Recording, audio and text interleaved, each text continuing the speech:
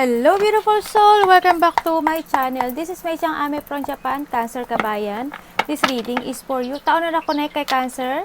Hindi ko na-explain kasi palagi na natin itong ginagawa. Maraming salamat na sa akong subscriber, new subscriber, kawas watcher, at sa mga bagong pasok dyan. Welcome na welcome kayo sa bahay ni Ate Aimee. Maraming salamat din sa nakataba ng puso ninyong mga comments. Halos lahat kayo is resonate. I-comment lang ako bayan ng yung energies na iwan dyan. Pati pangalan yung binabasa ko. Makukulay yung energy na makaresonate na kayo sa ating reading. Maraming salamat din sa mga nagpa-personal reading. Kung gusto mo na personal reading at energy nyo lang talaga ang gusto nyo makuha natin, nasa baba po ng video na to, how to contact me. All the details po is nasa baba po ng video. This is a general reading, kabayan Cancer. Kuhanin mo lang sa'yo at itapon ang hindi naman para sa'yo. Maaring ito is a vice versa. Maaring energy mo, energy ng person mo, o energy ng malapit sa puso mo. Maaring nangyayari, o mangyayari pa lang. Use your own intuition, lawakan natin ang ating isipan. Tandaan nyo, hindi nyo po ito personal reading. Taon na ako na kay Cancer, anong nararamdaman mo kay Cancer? Maaari related sa work, love, job, friends, family member, co-workers, o sa business mo. The Lovers.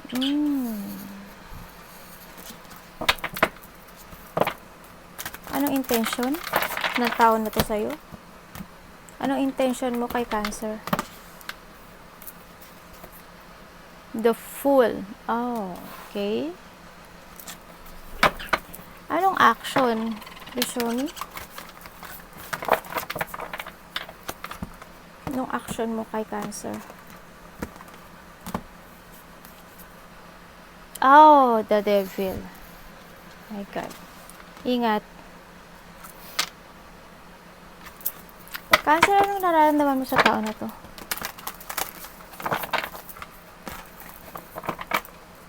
Explain ko yan, isa-isa. Ano nararamdaman mo? Ingat ka dito, hindi maganda yung energy na nakukuha ko sa kanya. Tandaan nyo, baka vice versa to, ha?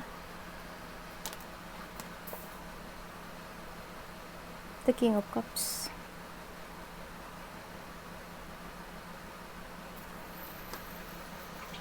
Okay. Tingnan natin bakit. Ano po ang blind spot sa koneksyong ito? Ano ang blind spot sa koneksyong ito? The Hermit.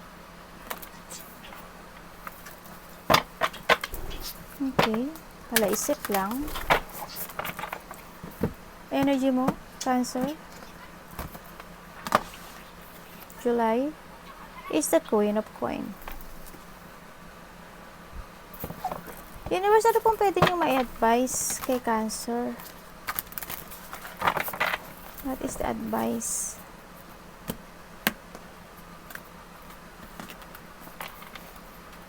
Ay, dalawa. The Six of Cups. Overall energy mo, Cancer.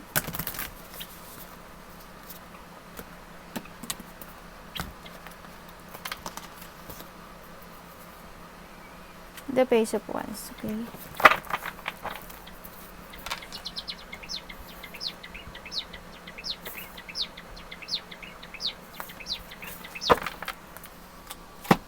Okay, may mga exciting in July na magaganap o mangyayari. Maaring may babalik, no? So, nakita ko dito. Babalik ata yung tao na nanloko sa'yo. May mga magaganap na pagbabago sa'yo sa nakikita ko dito. May mga darating, may revert.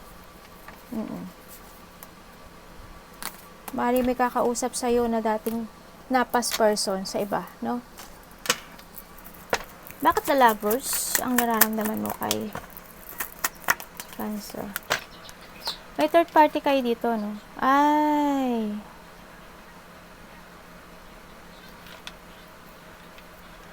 Nararamdaman, or vice versa to, ha? Ano nyo yung sarili nyo. Nararamdaman niya dito, baka sarili ka. Andun yung tao na, or vice versa, ha? Yun. Nandito yung tao na hindi mo siya pinahalagahan. Sarili mo lang iniisip mo. Tsaka nakikita ko dito na babaero ka, ganyan. Kumbaga nagkaroon ng third party sa iba. Andun yung part na may nakita ko na materialistic materialistic o kaya pagiging sakim. Ganyan. The Fool, action niya sa'yo. Ay, ano niya, intention. O kaya intention niya sa'yo is to make a new beginning. No? And then, kaso, hindi, sa nakikita ko dito, either ikaw o siya, no? Pero siya to, alam ko siya to. Yun nga, gusto niya ng pagbabagong buhay, pagbabagong ano, pero sa ngayon, no planning. Parang wala siyang plano. Parang hindi siya sa part na, hindi ko alam kung bakit, hindi kanya susundan eh. Tingnan ko nga. Ayaw niya mag-chase, o ikaw to, no?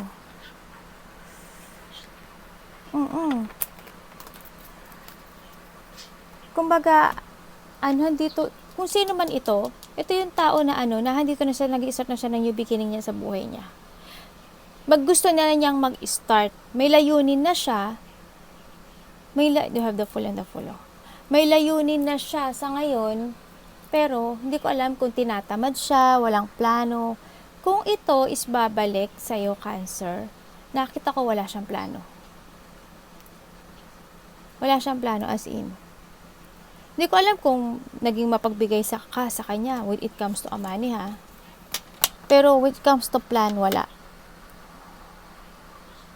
Hindi ko alam kung tamad itong tao na to o may pagkatamad. May stagnant, may frustration dito sa tao na to sa nakita ko. Bakit ang action is the Devil? Tandaan mo, ikaw o siya itong action. Ano action mo? Ayan, action mo kay ano? Okay? May masamang intention to sa'yo. Cancer. May masamang intention sa sa'yo. Pero, gusto niyang makipagkita sa'yo. Pero, siya yung tao na ayaw niya na maging masaya ka. Gusto niya. May pagkasakim talaga. Sarili niya lang iniisip niya. Sinungaling to, babaero, mahilig sa sex. Nakita ko dito, may mga option siya siguro. Yan, tao na binackstab ka nito no? Ginago ka, no? O, sa ngayon, ano siya, sakim. Kumbaga, kung meron siyang iba, may nakita kasi ako iba, may iba siya, gusto niya rin. Pareho, dalawa kayo. Dalawa siya, kayo sa buhay niya. Siguro, they needed you kasi, siguro, because of the money, or kung ano yung mga tinutulong mo sa kanya, kung ano man yun, pero when it comes to a plan, wala. Tsaka impatient itong tao na to. Hindi ko alam kung bugnutin siya or parang hindi siya sa part na minsan hindi siya nakakapaghintay, gusto agad-agad, mga ganun. Parang may ganun akong tao nakita. Kakaroon ng delay. Ganyan. May nag-iisip dito na parang, hindi ko alam kung i-withdraw nyo na yung toxic relationship na to, no? Sinakita ko. Tingnan natin King of Cups. Lahat King of Cups ang nararamdaman niya. Sa tao na to. Cancer.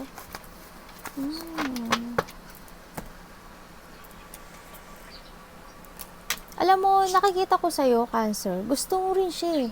Gusto mo siya. Nililing lang mo yung sarili mo. Sabi mo hindi mo siya gusto, pero hindi. Gusto mo pa rin siya. Yan ang nakikita ko. Kasi you keep your feelings eh.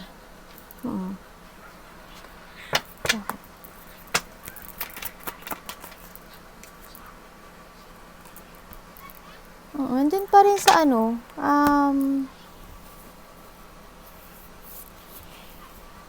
naghihintay ka ng sign to move on ata, nakikita ko dito. Nalalakop idea ka. Hindi ko alam kung wala kayong pag-uusap nito, no? Parang hindi, you keep your feelings, naguguluhan ka, pero nakikita ko sa'yo na hinihintay ka ata sa kanya. o wini-wish mo pa rin siya, ganyan ang nakikita ko. Kasi nagkakaroon ng blockage sa'yo.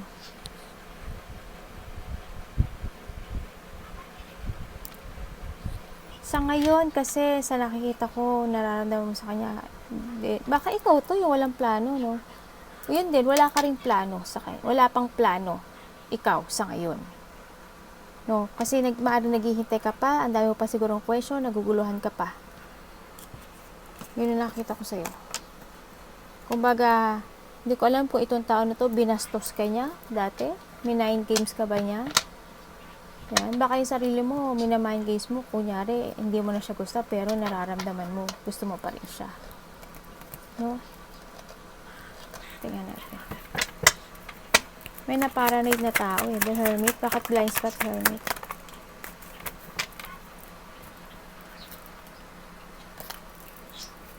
Andun pa rin itong tao na to. Siyempre, nakikita ko dito. Andun, kung sino man itong tao na to, andun pa rin yung iniisip na niya na gusto niya matapos yung mga struggle, stress, na iniisip niya gabi-gabi. They want to retire. Pero andun pa rin pagiging curiosity niya sa'yo. Nag-curious pa rin siya. No, andun pa rin sa hindi pa rin siya makamag-move on. Gusto pa rin niya fix itong relationship na to. Either ikaw o siya ito, no. Yan. Yan ang blind spot ng connection na ito. Yun. Na gusto pa uling ma-fix o maayos. Nagkakaroon ng lack of direction sa inyong dalawa. Maaring kayo hindi nagkasundo, talagang nag-away kayo. Hando, nakikita ko rin yung iba sa inyo may mga puot, maaring itong taon to, nilak nyo na to sa buhay nyo. Kumbaga, to make a new beginning, nagkakaroon ng distraction. Itong taon na to, ang nag-hold sa inyo, no? Yan. Para sa pagbabagong buhay. Parang handun nga struggle, na-stagnant kayo, parang nag-stop, ganyan. Parang may mga nangyari o may mga mararamdaman o nararamdaman ka na hindi mo makontrol. Ganun. Bakit Queen of Coins? Ang energy ni Cancer.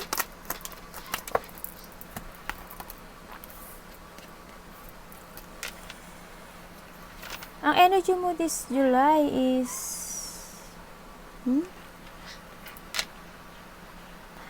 darating daw yung time na magiging emotional ka. Na parang mararamdaman mo daw na ang bagal ang lahat ng takbo ng pagbabago. Magkakaroon ng burnout, madidrain ka, parang may mga sitwasyon na i-admit mo na lang.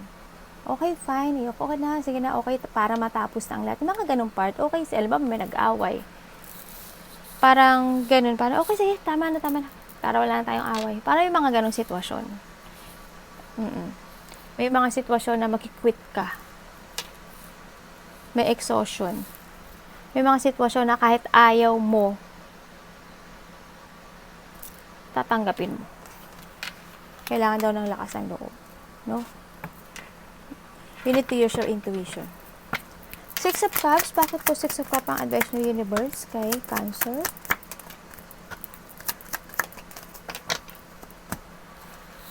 Reverse to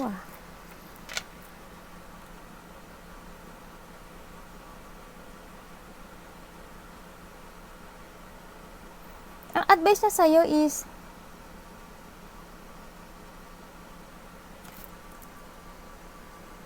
hanapin mo daw kung saan ka sasaya, kung anong parte at anong landas ang magbibigay sa'yo ng fulfillment or happiness and joy. Mag-try ka daw ng another path. Handun din daw na sinasabi dito na you need to reminiscing the past, good or bad yan sa nakita ko dito. Magiging totoo, pagiging honest sa sarili. This is a time to make a decision sa buhay. Kailangan mo na ng new journey. Yan, pag ng new beginning sa buhay mo, no, sa nakita ko dito. And then, huwag ka daw masyadong masad or depressed, tsaka malungkot, yan. O kaya ma-insecure, o kaya papanghinaan ng loob. Yan. Kasi nagiging moody at needy ka sa ngayon. Nagiging dramatic ang mga situation mo kasi naaalala mo yung nakaraan, yung mga tao na to, kung ano man to, no. Yun. Ganun nakikita ko sa'yo. Na parang handun ka pa rin sa sitwasyon mo na parang you want to talk pa rin. or vice versa. Yun ang nakikita ko. Yun ang advice sa'yo, yan, and then, it's time to make a decision, no, sa buhay. Pagiging totoo, pagiging honest, kalma lang, no? Kasi nakita ko may tao dito. Magkaiba ba kayo na nito? Iba dito magkaiba ng ng country. Yung nakita ko. O sa ibang bansa kayo pa rin. Bakit Page of Wands? Overall energy ni Cancer.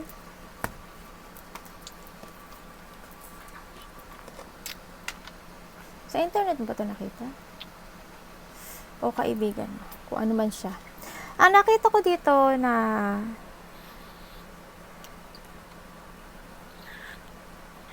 yun nga, maaring may mga sitwasyon ako na nakikita sa'yo this July na magta-try ka. Maaring magta-try ka ng mga maaring mag-jump ka sa fashion mo, hahanapin mo yung fulfillment mo, yung happiness mo. Baka mag-try ka nga ng another path. May ile-let go ka daw, or you need to let go, no? Sa nakita ko dito. Kailangan mo daw taking to the higher path, sinasabi dito. Kaso, dito ka sa indecision part ang nakikita ko sa'yo. Natatakot ka sa mga magiging choices, sa mga pagsubok, no? Nakikita ko dito. Para may mga, kumbaga back and forth ang nararamdaman mo sa nakita ko dito.